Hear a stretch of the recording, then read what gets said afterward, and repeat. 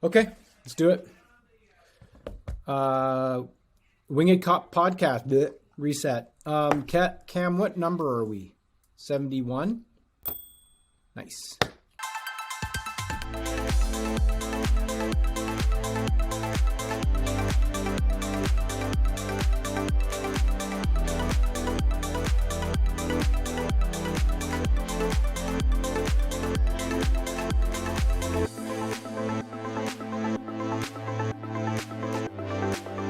Winged Podcast, goosedigital.com, episode 71. Who do we have?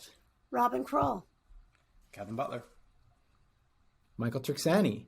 It's just three of us today. Just three. Yeah, just three. And in Happy 2022. New Year. 2022, the first one of 2022, the first podcast of 2022. I don't think we've ever had this group of three on a podcast, so this is exciting for me. I don't think so. Haven't yeah. we? No? I don't know. Maybe that one time we had Jeremy with us. Maybe, but... For the Christmas one a long time ago. Chris is having internet issues, so he's still with us.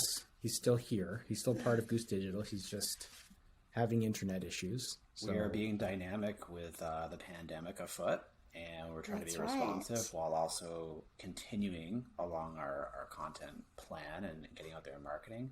Nothing will stop us. Nothing will stop us. That's right. Nothing. I love that. Is that going to be our tagline for 2022? Nothing will stop us. Yeah, and you know what? We could have rebooked the podcast, but we didn't. And there were other reasons too, but we didn't. Look, I think it's not perfect, right? But I think there's value in continuity and pushing forward, and there's nothing detrimental here. It's just we've got to be dynamic and the ability to move and sort of pivot on the fly, and that's what we're doing. We're not letting it interrupt our marketing. We're just adapting as we need to. I think that's such an overall statement for starting off this year, Kev. I love it. 100%. Nothing's perfect, but you still got to move forward. That's it. Mm-hmm. Mm-hmm. Well, I mean, the value of, what did you say, continuity or just consistency, getting a regular rhythm going, for sure. I think so. It's the first week back from holidays. I think it's all important here to sort of rip off the vacation Band-Aid, and we're back into it, and boom, episode 71, here we go. All right. So kicking off the year for a lot of organizations, a lot of our customers, ourselves included, we're ramping up sales and marketing, as we know, in a big way this year, making some pretty large investments because we see the benefits of that and see what's working. We thought, thinking about marketing strategy, I mean, I hope people aren't sitting there right now being like, what should we do in 2022? Because it's, there's only so many months in the year that you can really get moving on this. And certainly the first quarter sales budget, you don't want to completely blow. So hopefully there's things that are already in motion for organizations that they can execute on in the first 6-ish weeks of the year. But it did kind of raise an issue around, how are companies sort of looking at their year, and talking a little bit about how we're looking at our year and how we're breaking down the year. So we've got sort of three areas of kicking off 2022 and how to set up marketing strategies and what I think a lot of us are going through right now. So the first one we wanted to just jam on a bit was, how did we do last year? I think that's probably what most organizations are going through. So I know even this week we're trying to pull the final numbers, if we can even get there by the end of today. Probably will take us even a bit into next week to get our final sales numbers, our final kind of as best we can analysis of how we did sales and marketing. But why don't we talk about that? That's not an easy, if you're driving fairly large sales budget or sales team, or even a small team like ours, I mean, there's a lot of moving parts just trying to figure out how we did and what the final numbers were. Maybe I can jump in first here. And just as a side note, I hope this sort of serves, I don't think anyone's listening to this podcast by the time we release it saying, I don't have a plan for 2022, but perhaps it serves as a bit of a checklist to measure what your intentions are for the year and how you're thinking about it relative to another organization. Maybe there's some things you can pull from to say, hey, that's a good idea, or I'm on the right track, or We're both Sure. not wrong. So when I think about looking at the previous year, I think the obvious first one is, did we accomplish our goals and targets that we set out for? Yes or no? But I think within that breaks out a few other things. It's sort of, well, how did we achieve, if you met your targets, or even if you didn't, sort of what is the primary reasons for or for not doing that? Is it you missed the one big deal? Is it you really missed the mark, and it's sort of, you're gonna have to really go back and figure out a different approach.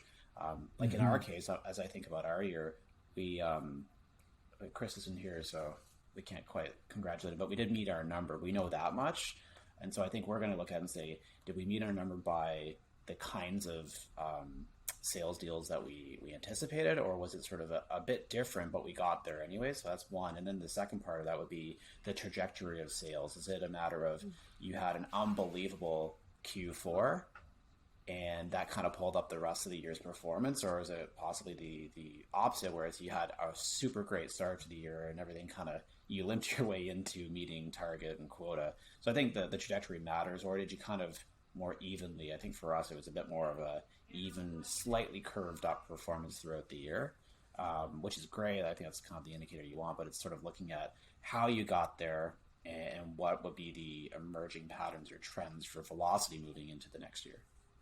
Yeah. Yeah, and I think in an organization like ours and a lot of the clients that we work with, it's so much about that marketing and sales partnership working together. So you're right, Kev. As we, at the end of the year, a lot of organizations are looking at those sales numbers. Looking to see if they've met the targets. But it's really important to look at the marketing initiatives that actually drove that, and certainly. We do look at that to understand what were the different campaigns, the different strategies, as we focused on different industries or sectors, what was most effective. Because those are the things that you're going to want to really dive into deeply as you look towards the next year and say, what was effective and what was not, so that as you're resetting those goals, saying, how are we going to get to those numbers, understanding that marketing has a really important role in helping an organization achieve that. The bigger numbers, because I always kind of laugh, especially in growth organizations. It's you meet your target, and so for about 2 minutes, you're allowed the moment to say, yay, congrats, and everyone can feel good, and then very quickly it goes into, okay, well, now it's 30% more sales over last year. And then to your point, Robin, is, okay, how are we going to do this? And does the programs we had last year, which seemed to work, do those have enough juice in them or momentum to actually not only hit last year's number again, but in fact 30% it on top of that? And certainly that's what a leader like Mike will say, right? Is, okay, how do we get more? And so that's kind of the question, is, do we need more from a marketing program perspective to go support this new target? Yeah, but I think that how we did, and specifically where the deal flow came from, and what's the makeup of those deals. There's a few things in there that we touched on, the channels and the marketing sources, and I think some of that attribution, which we talked about even on recent podcasts, and I think in a blog. That would be sort of what you would immediately think about, like, how are my marketing programs impacting the pipeline, what closed, and to the extent that we can either really identify those sources of deal flow. So we know for sure that was an inbound search lead or something that came off of one of the marketing programs that we ran on a webinar or whatever the case may be, or some other multi-touch piece where we think that we did touch that opportunity in some way, shape, or form. That's kind of what you'd think of, at one lens. But then it's actually, I think what you touched on, Kev, there was, what did we end up with? Like, of the deals that we closed, what were they? What not only from our product fit perspective, so we might sell different things. Oh, we sold X amount of data and insights versus X amount of whatever other services that you might offer. In our case, maybe it's marketing automation services, but also the types of organizations. And I think that's partly where you were going as well, Robin, is, were these companies that were what we thought we were targeting, and did they meet our ICP? And I think that's really an important component that I don't know how much time gets spent. I know that a lot of our clients will tend to sort of gloss over that, and they won't really dig into that, or they'll just say, like to your point, Kev, like we met the number. But I think if you, as a marketer, if you can say, no, we know that 30% of the deals that came through, and they may have been driven by our programs as well, they were outside of our ICP, and maybe that's okay, but now we've uncovered something here. Yeah, and I think that's a great point on the ICP, or sort of like a diversion of sorts from the ICP. Is it, things happen throughout a year, trends come up, and opportunities like reveal themselves, and then you say, okay, well, does this reflect perhaps a new ICP, a new persona, a new trend that we really, as an organization, want to go down? Because then that's a bit of a different view as well, to saying, okay, we've not only have made our numbers and we're selling right within this kind of growth channel or audience, because that might infuse the next stuff. And that seems like pretty organic and natural to me, but it's like, well, we kind of made all these exceptions in order to make the number, and there's a value in an organization being able to find a way to sell. But at the same time, it would lend credibility to the notion that perhaps you won't have the same opportunity the following year, and thus your ability to meet the next year's number could be in jeopardy. It's like, are you really going to pull a rabbit out of a hat twice here to do that? And I think to your point on sales and marketing alignment, Robin, and then I'll let you jump in. I think looking at what deals you didn't close, like if you're looking at marketing driven sources, and whether it's in your target ICP or slightly outside, and you identify that, well, we drove, actually those were great kind of pipeline opportunities, they just didn't close.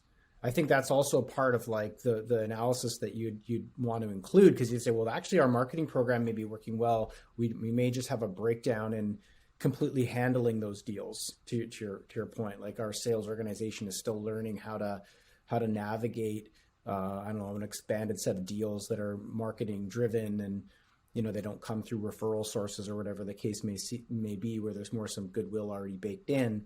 But they do represent the style and type of business, and we were pitching in business that we were happy to win. Yeah, and maybe this is not directly answering or talking to your point, but there's also the flip side of sales informing marketing, and I'm thinking of some specific examples of understanding deals that come in and hearing or listening for things from prospects that we might not have been targeting specifically. So your comment, Mike, about some of these things that maybe are not as natural to record in your CRM. So if you hear something in a conversation, certain priorities start popping up in your prospects. This is the kind of thing that sales hears and will want to funnel it back into marketing.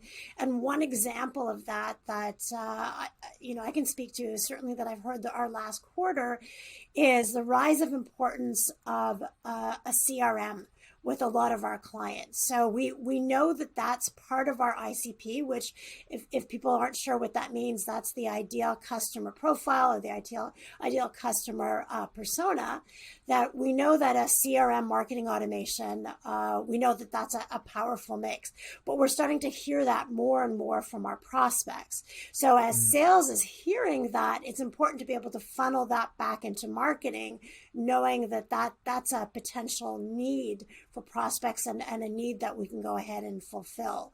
So it's sort of that, that continuous evolution. I think it's a great point. The other thing that's sort of funny here, we're not the only company in this mode either. Mike, you referenced off the top, which is in growth mode and making investments into sales and marketing. And some of that's in the form of program and spend, perhaps MarTech tooling, to support the amplification of our message to broader audience sets, but also would be bulking up in terms of staff and resources, whether it's sales or marketing. I think of sales particularly because I think we all know it's best case scenario, 1 to 2 quarters out, is it's how long it's going to take to ramp up these sales individuals.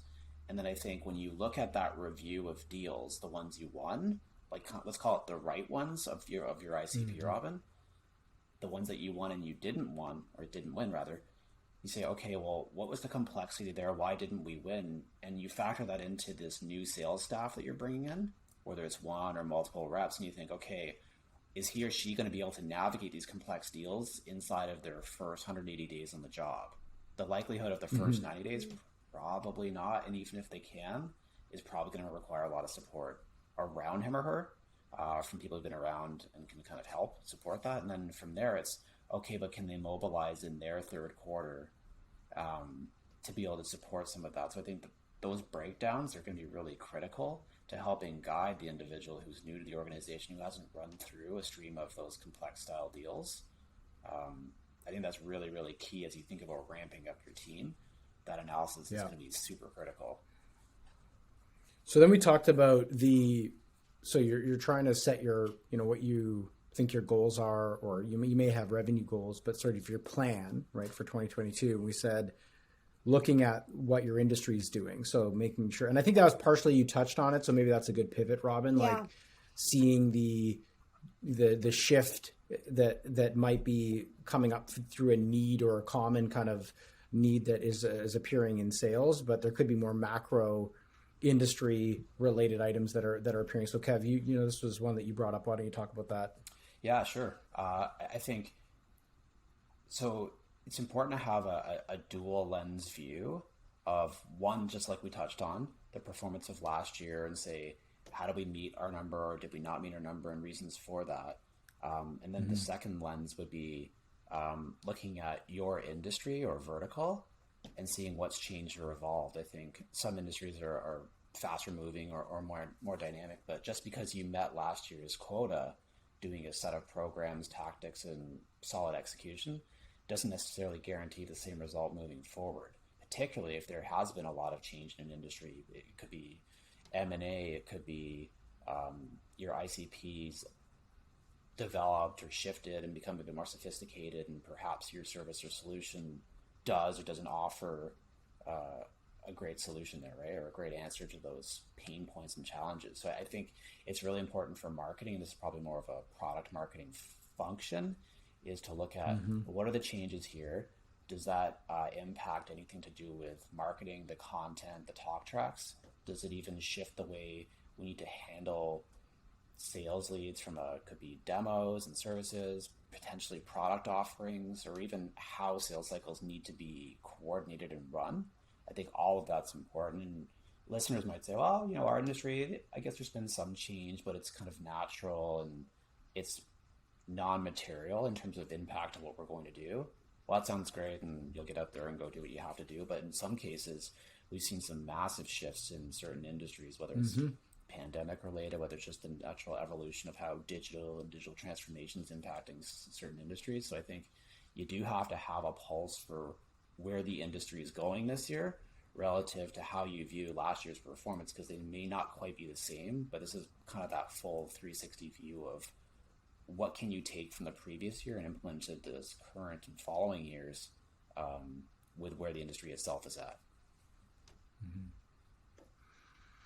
Okay. Yeah, Robin, anything to add to that?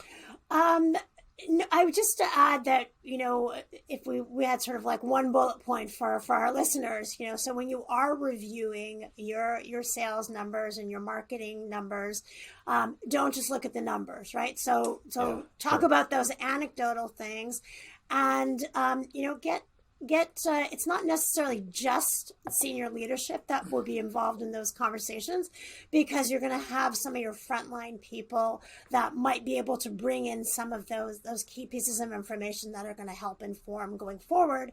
Kev, to your point, there might be some industries where the changes or maybe not as they're not as huge, not as pronounced. Thank you for the word. But the reality is that companies who can get moving on even those smaller, less pronounced trends, those are the ones that are going to be able to capitalize on those growth. So the more you know, and the more you can act quickly on those things, the more chance you have of being successful. Okay, so I think that both of those sort of funnel into the last kind of area that we wanted to talk about briefly, was content strategy.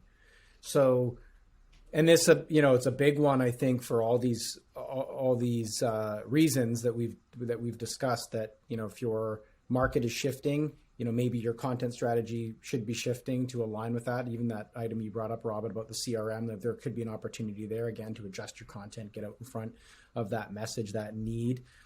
But also of the types of organizations that you've closed, if they fall outside of maybe your ICP, and you're like, wow, we want to, address that area, does our content, best fit to that area? Maybe you got lucky and you pulled some people into your funnel, but could you be better aligned to a slightly different market or audience by addressing your content strategy? I know for us, this is, I think probably for all organizations, depending on how big your brand budget is and how much money you have to spend on making noise and really top of funnel brand awareness type activities. Most of the organizations that we deal with have more of a performance marketing budget. They have brand budget, but they don't have unlimited funds. These aren't large organizations with big branding budgets to just spend their way to get a name.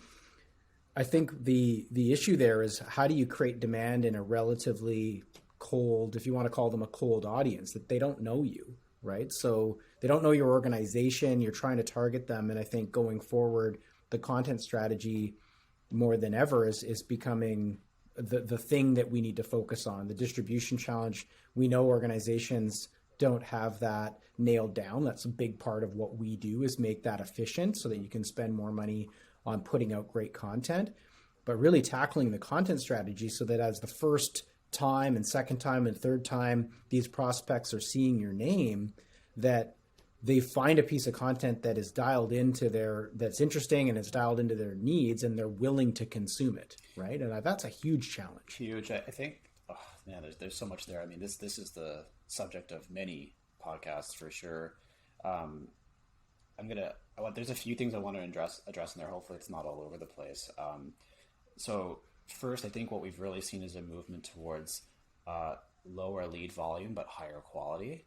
This idea that you can't perpetually be driving, at least in most industries, when you think of a total addressable audience or market, like you can't just keep driving thousands of MQLs a month. It just doesn't really make sense at some point.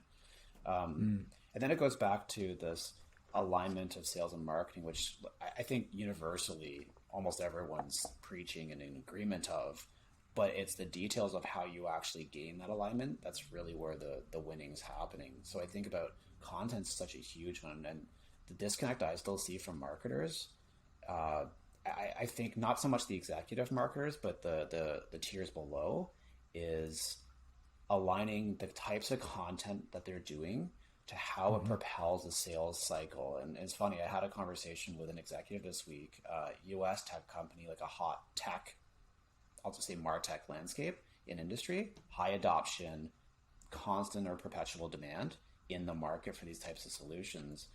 And what he was talking about was this idea of, they don't want to talk about feature and function. They want to differentiate themselves on a vision of how they actually serve their ICP. And it starts with marketing. And then that will help actually have better sales conversations, more qualified opportunities, likely faster deal flow, all that good stuff that we all know. But really aligning with those sort of, everything from blogs to emails to what are the types of webinars and how do we think about partnerships, all that kind of stuff. And I think right now, I'd say like middle tier marketers aren't quite aligning, at least not that I'm seeing, with that sales and marketing piece to say, how does the content that we're churning out on a regular basis actually supporting deal flow and talking to the needs of the audience beyond just, we have this feature and this function. I don't think that's enough anymore.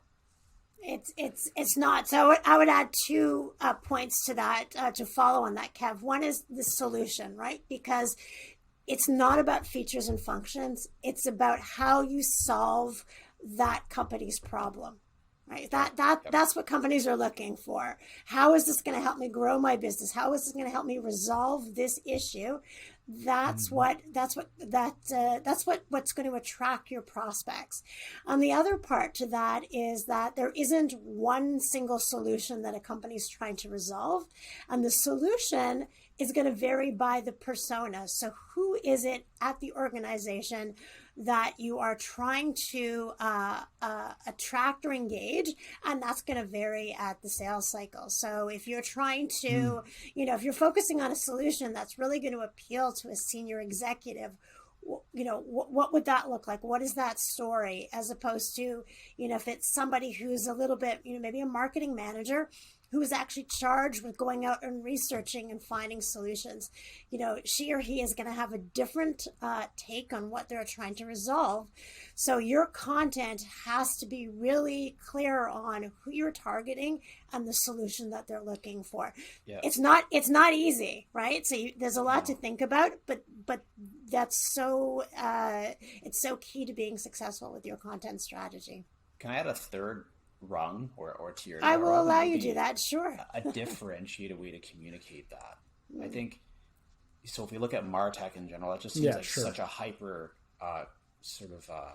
competitive environment. You have direct competitors, 4 or 5 vendors who do basically the exact same thing as you, but then you have this whole host of other vendors that are indirect that you could be competing for budget on, attention most certainly, but also they kind of do some of that stuff too. It's like this giant Venn diagram where there's overlap on capabilities and solutions, and maybe you could get away with doing most of the thing that you're looking to do on this other thing that you wouldn't consider necessarily a viable competitor.